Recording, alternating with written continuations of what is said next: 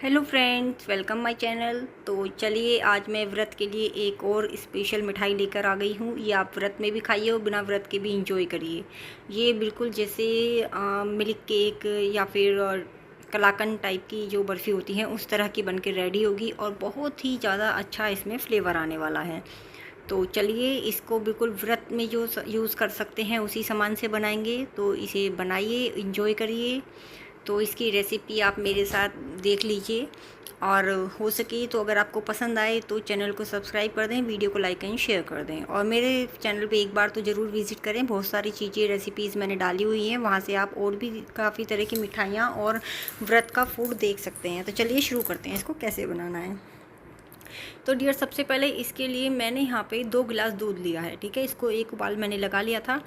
अभी हम सबसे पहले तैयारी करेंगे, इस दूध को थोड़ा सा फाड़ लेंगे, थोड़ा सा हमें छीनने की ज़रूरत पड़ेगी। ठीक है, आप चाहें तो बाज़ार का पनीर ले सकते हैं, मैं घर में ही यूज़ करती हूँ। ज़्यादातर चीज़ें हो सके तो घर में ही यूज़ करें। ठीक है, मैंने इसको नींबू से फाड़ लिया है। वैसे टाटरी से भी फाड़ते हैं बट व्रत था तो मैंने सोचा नींबू से फाड़ लेती हूँ।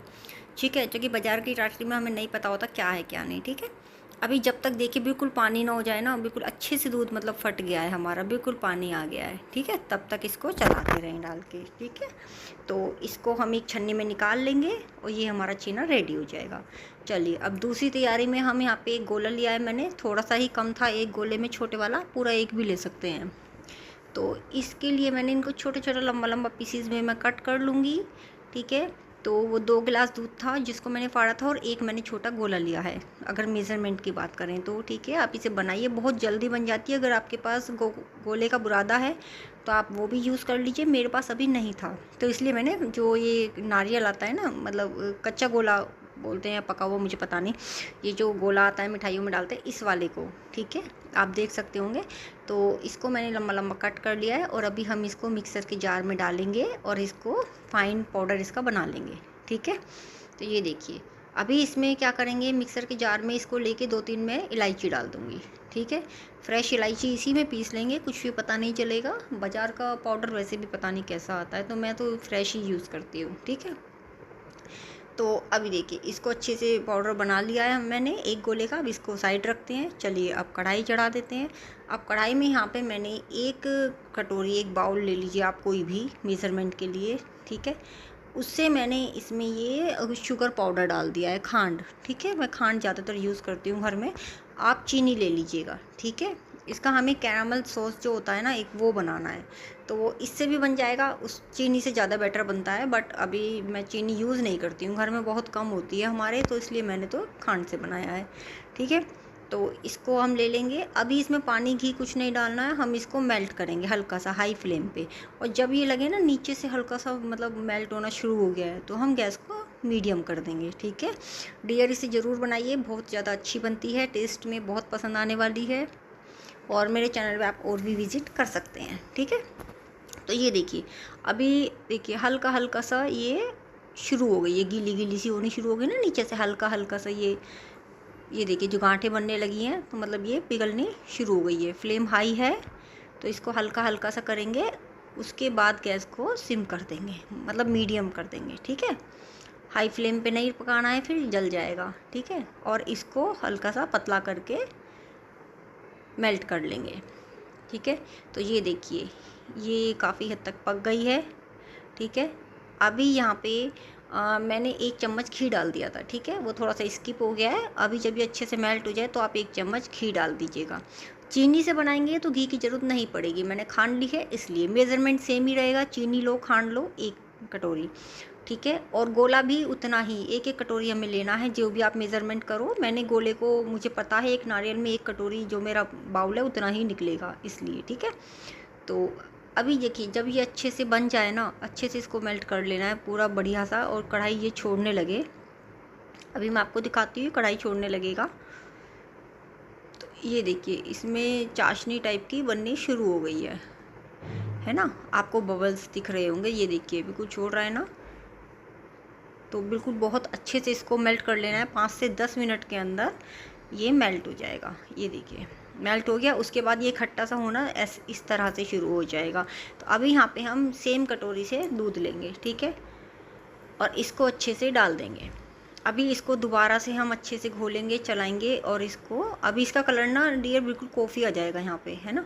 कैमरे में शायद उतना कलर नहीं आया है, मैंने देखा था तो वो कलर नहीं आ रहा था, बट ये बिल्कुल कॉफ़ी कलर में कन्वर्ट हो जाएगा जब इसको अच्छे से ये पिघल जाएगा। गाढ़ा होगा ना थोड़ा सा, कैमरे में पता नहीं किस वजह से कलर नहीं आ पाया है।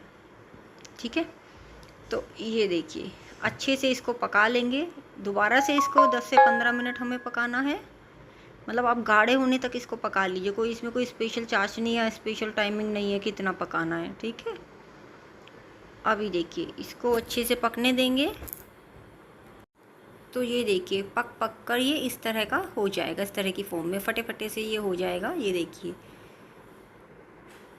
इस तरह से, ठीक है, अच्छे से इसमें उबाला जाएगा। 10 से 15 मिनट के अंदर ये इस फॉर्म में आ जाएगा।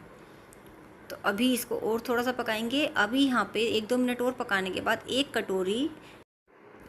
कटोरी हम इसमें मिल्क पाउडर लेंगे। ठीक है, अगर आपके पास यहाँ पे मावा है तो आप आधा कटोरी मावा यूज़ कर लीजिए। ठीक है, और जो हमने दूध लिया था उतना ही मिल्क पाउडर डाल दीजिए, थोड़ा कम भी डलेगा तो चल जाएगा, मेरा थोड़ा कम था। ठीक है, पौना कटोरी के आसपास।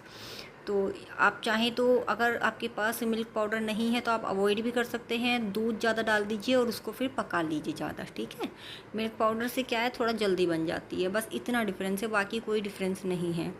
और अगर आपको बिल्कुल ही स्किप करना है तो आप स्किप भी कर सकते हैं। आप बाद में इसमें जो मैं कोकोनट पाउडर डालूँगी आप वो थोड़ा ज़्यादा डाल दीजिए। ठीक है, और दूध थोड़ा ज़्यादा ले लीजिए। और अगर आपके पास मिल्क पाउडर है तो आप ज़्यादा मिल्क पाउडर 2 कटोरी डाल दीजिए, दूध की ज़रूरत नहीं है डायरेक्ट चाशनी में, वो उसमें भी हो जाता है। ठीक है, 2-4 चम्मच दूध उसमें डाल दीजिए। तो चलिए अब इसको गाढ़ा करेंगे थोड़ा सा। अब ये देखिए पक पक के ना थोड़ा सा गाढ़ा फॉर्म में आ जाएगा। अभी इसमें देखिए उबाल आ गया है, ये देखिए इस तरह से ये हो जाएगा, है ना। तो इसको यहाँ पे पकाने के बाद अच्छे से हम इसमें जो छेना मैंने बनाया था 2 गिलास दूध का, ये मैं इसमें डाल दूँगी अच्छे से क्रश करके। अगर आप बाज़ार का पनीर लेते हैं तो आप इसमें कद्दूकस करके पनीर को डाल दीजिए ताकि वो अच्छे से जल्दी से घुल जाए, बस ये है ना। अगर पूरा बड़ा पीस डालेंगे बाज़ार का तो वो तो वैसे भी नहीं टूटता है, चिकना सा होता है कुछ, तो उसमें प्रॉब्लम आएगी। ठीक है, तो अब इसको इस तरह से दबा दबा के इसको अच्छे से घोट लेना है पनीर को इसमें, बहुत अच्छे से 5 मिनट मुश्किल से लगेंगे आपको, ये बहुत अच्छे से रेडी हो जाएगा। ठीक है, बस इसको अच्छे से घोटने के बाद यहाँ पे जो कोकोनट पाउडर था वो सेम कटोरी थी, मेरे को अंदाज़ा है इसलिए मैंने यहाँ पे आपको नाप के नहीं दिखाया। आप जिस कटोरी से दूध ले रहे हैं उसी सेम कटोरी से कोकोनट ले लीजिए, तो बिल्कुल भी आपका यहाँ पे मिठाई जो है ख़राब नहीं होगी। ठीक है, तो ये देखिए अभी हमें क्या करना है, इसको फटाफट बस चलाते जाना है और इसको एक गाढ़ा कर देंगे। और डियर इसका कलर बिल्कुल डार्क आएगा, पता नहीं किसी वजह से कलर इसका उसमें नहीं आ पा रहा था। ठीक है, तो ये देखिए फाइनल पकने के बाद इसका कलर ये इस तरह से डार्क आ जाता है। ठीक है, जब इसको अच्छे से पकाएंगे ना, वो पता नहीं कुछ कैमरे की प्रॉब्लम थी क्या थी, मैंने उसमें भी देखा तो नहीं आया, तो बाद में इसका कलर इस तरह से, और ये कलर इसका पहले ही आ जाएगा जब चाशनी का आप वो बनाएंगे।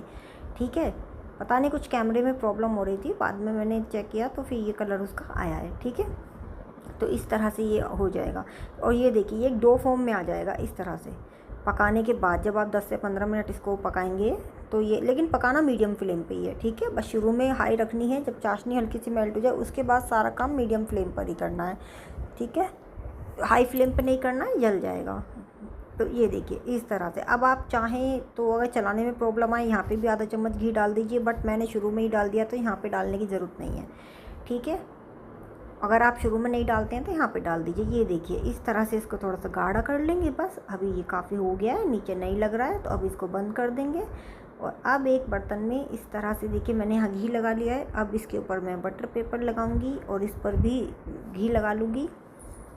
अगर आपके पास बटर पेपर नहीं है तो आप कोई नोटबुक वगैरह का पेपर ले लीजिए, उसके ऊपर बना दीजिए। नहीं तो फिर ये बिना बटर पेपर के भी जम जाएगी, कोई ऐसा इशू आएगा नहीं इसमें। ठीक है, खाली बर्तन में भी आप कर सकते हैं। तो अभी जल्दी से इसको ट्रांसफ़र कर देंगे इसमें। ठीक है, ये देखिए ये अच्छे से इसमें ट्रांसफ़र करके मैं इसमें सेट कर दूँगी। तो डियर इसे ज़रूर बनाइए।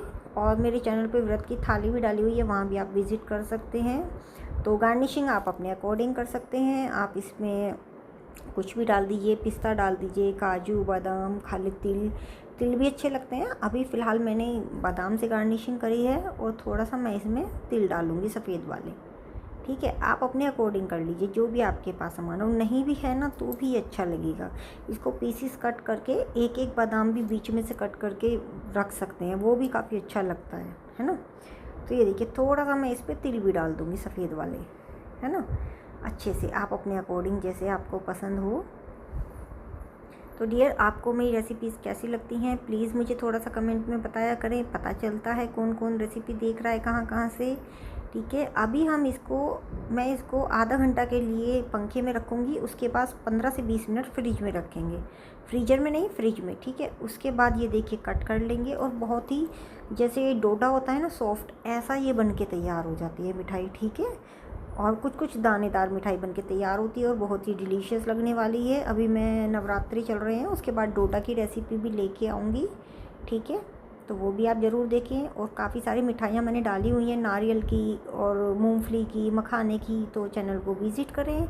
और अगर रेसिपी पसंद आए प्लीज़ चैनल को सब्सक्राइब कर दें, और जिन लोगों ने सब्सक्राइब किया हुआ है उनको थैंक यू, और वीडियो को लाइक एंड शेयर करें।